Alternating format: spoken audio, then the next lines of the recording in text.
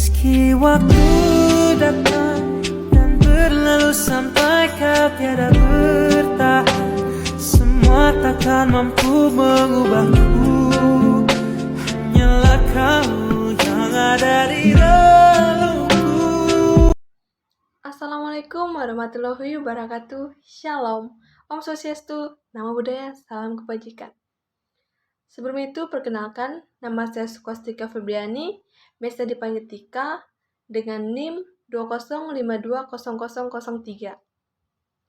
Paralel IP 5L. Saya bersekolah di kampus Sekolah Tinggi Pembangunan Masyarakat Desa (APMD). Saya berasal dari Provinsi Kalimantan Barat, tepatnya di Kabupaten Kapuas Hulu. Di sini saya mengerjakan tugas kebijakan publik, yaitu dosennya Pak Heri Purnomo. Di sini saya akan menjelaskan tentang apa itu evaluasi kebijakan. Evaluasi kebijakan dalam perspektif alur siklus kebijakan publik menempati posisi terakhir setelah implementasi kebijakan, sehingga sudah sewajarnya jika kebijakan publik yang kita buat dan dilaksanakan lalu dievaluasi.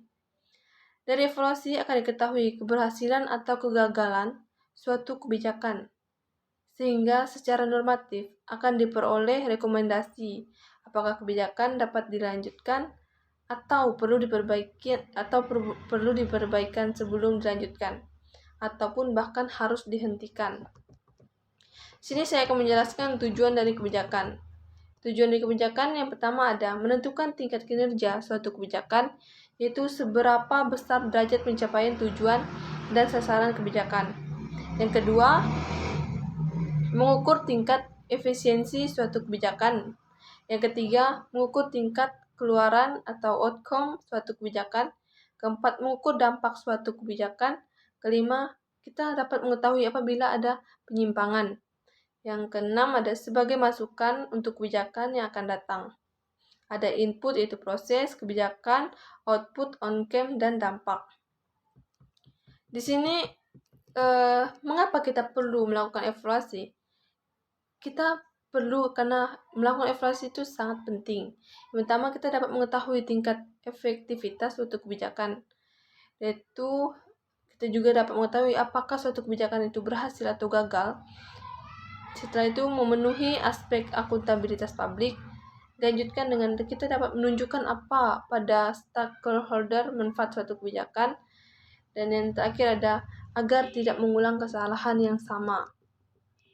Evaluasi terbagi menjadi beberapa pendekatan, yaitu terbagi menjadi 3. Pertama ada evaluasi semu, evaluasi formal, dan evaluasi keputusan teoritis. Apa itu evaluasi semu?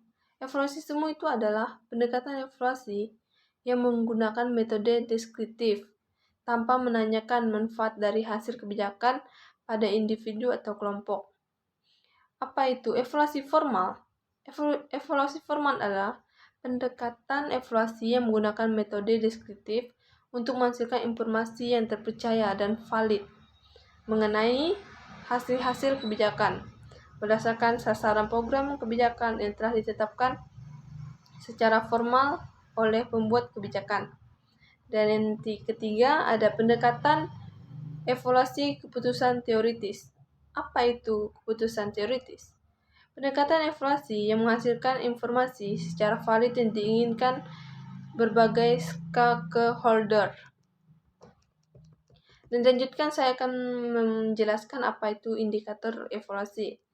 Indikator evaluasi terbagi menjadi 5. Yang pertama, efektivitas. Itu adalah apakah hasil yang diinginkan telah tercapai. Yang kedua, ada kecukupan. Itu seberapa jauh hasil yang telah tercapai dapat memecahkan masalah. Yang ketiga, ada pemerataan. Apakah biaya dan manfaat pendistribusian merata kepada kelompok masyarakat yang berbeda. Keempat, ada responsivitas. Apakah hasil kebijakan memuat preferensi atau nilai kelompok dan dapat memuaskan mereka. Yang kelima, ada ketepatan. Apakah hasil yang dicapai itu bermanfaat? Di sini saya akan melanjutkan. Data dan informasi dari evaluasi itu terdapat dari dokumentasi, survei, observasi, wawancara, metode campuran, sama FGD.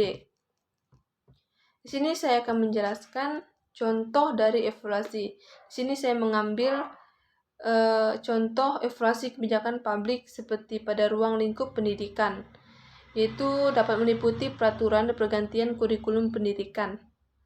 Kurikulum pendidikan selalu mengalami perubahan. Setiap tahun akan diadakan evaluasi tentang kurikulum pendidikan.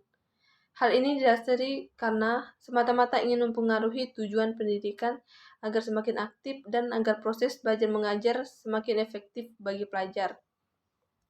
Di sini saya mengambil kesimpulan dari evaluasi kebijakan, yaitu evaluasi kebijakan adalah kegiatan untuk menilai tingkat kinerja suatu kebijakan. Evaluasi baru dapat dilakukan kalau suatu kebijakan sudah berjalan cukup waktu. Untuk dapat mengetahui outcome atau dampak suatu kebijakan sudah tentu diperlukan waktu tertentu, misalkan 5 tahun semenjak kebijakan itu diimplementasikan. Sebab kalau evaluasi dilakukan terlalu dini, maka outcome dan dampak dari suatu kebijakan publik belum tampak. Evaluasi kebijakan merupakan proses mendapatkan gambaran tentang kebijakan publik dalam pelaksanaannya, alat yang dipakai dan tujuan-tujuan yang diberikan. Evaluasi berkenan dengan produksi informasi mengenai nilai atau manfaat hasil kebijakan. Evaluasi juga memberi informasi yang valid dan dapat dipercaya mengenai kinerja kebijakan, yaitu seberapa jauh kebutuhan, nilai, dan kesempatan telah dapat dicapai melalui tindakan publik. Di sini juga saya mengambil pentingnya kita belajar. Evaluasi kebijakan itu ada 3 poin penting. Yang pertama, kita bisa mengetahui keberhasilan suatu kebijakan. Yang kedua, mengetahui efektivitas kebijakan. Dan yang ketiga, menjamin terhindarnya pengulangan kesalahan. Mungkin itu saja yang saya bisa jelaskan tentang evaluasi kebijakan. Sebelum saya tutup, saya akan memberikan sebuah pantun. Yang pertama, tidur nyenyak di atas ranjang, air mengalir di kolam ikan. Presentasi saya emang panjang, moga saja tetap menyenangkan. Indah bunga di tengah taman, duduk santai makan ketan. Sampai jumpa teman-teman, sampai jumpa di lain kesempatan. Saya Sukastika Febriani, terima kasih.